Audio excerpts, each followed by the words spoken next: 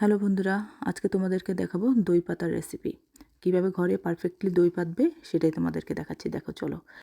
দই পাততে আমার যে জিনিসগুলো লাগবে সেটা হলো দুধ, আর দইটা পাতার জন্য একটা মাটির হাঁড়ি, একটা ঢাকনি, একটা শুকনো লঙ্কা আর একটু পুরনো দই। তারপর দেখো আমি দুধটাকে একটু জাল দিয়ে নিব। দুধটা আমি 500 গ্রাম দুধ নিলাম। আমি মাটির হাঁড়িতে বসাবো, ওটার পরিমাণ অনুযায়ী আমি দুধটা নিয়েছি। দুধটাকে ভালো করে জাল দিয়ে নিব। দুধটাকে বেশি ঘন করতে হবে না, আমি এক জাল দিয়ে 2-3 মিনিট রেখেই দুধটা নামিয়ে নেব। তারপর আমি দেখো দুধের মধ্যে যে দইটা দিব, সেই পুরনো দইটা থেকে 1 চামচ দই নিয়ে নিলাম একটা বাটিতে। তারপর সেই দুধটা থেকে 2 চামচ দুধ দিয়ে একটু ভালো করে মিশিয়ে নেব, যেন এতে কোনো দানা না থাকে। তুমি চাইলে এমনিতেও দিতে পারো দুধের মধ্যে, কিন্তু ওটা তো ভালো মিশবে না, এটা একটু দানা দানা থেকে যাবে। তাই আমি এভাবেই ভালো করে মিশিয়ে দিই, তাহলে কষ্টটা একটু কম হয় মেশাতে। এবার দইটাকে মিশিয়ে নিলাম। এবার দুধটা দেখব কেমন গরম আছে, বেশি গরমে দেব না। দুধের মধ্যে একটা আঙুল ডুবিয়ে দেখে নেব দুধটা কেমন গরম আছে। আঙুলটা ডুবানো যায় সেই অবস্থায় আমি দইটা দিয়ে নেব, মানে বেশি গরমও নয় আবার বেশি ঠান্ডাও নয়। সেই অবস্থায় দইটাকে দিয়ে আমি ভালো করে নাড়িয়ে মিশিয়ে নেব।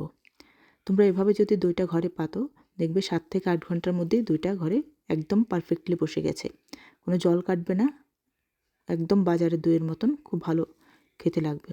আমি এভাবেই টক দইটা পাতি, আর তোমরা যদি খাও একটু মিষ্টি দিয়ে পাততে পারো, সেটা মিষ্টি দই হয়ে যাবে। তো দেখে নিলে তোমরা কিভাবে আমি দইটা পাতি।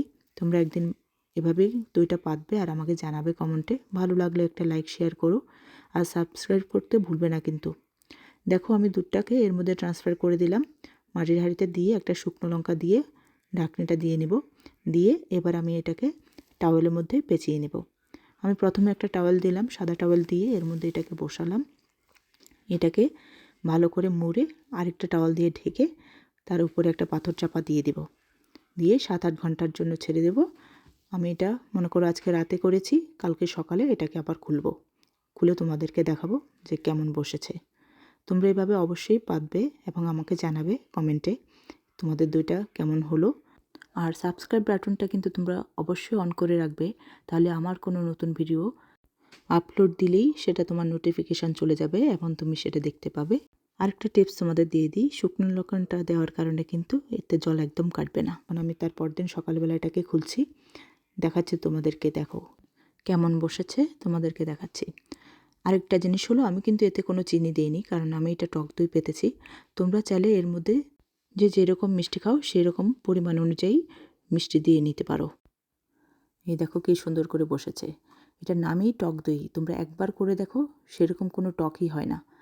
এই আমি শুকনো লঙ্কাটাকে তুলে এবার ফেলে দেব, দিয়ে আমি এটাকে ফ্রিজে রেখে দেবো 2-3 ঘন্টার জন্য। যখন খাবো তখন বের করে খাবো। খুবই একটা মজাদার রেসিপি, তোমরা অবশ্যই ট্রাই করবে।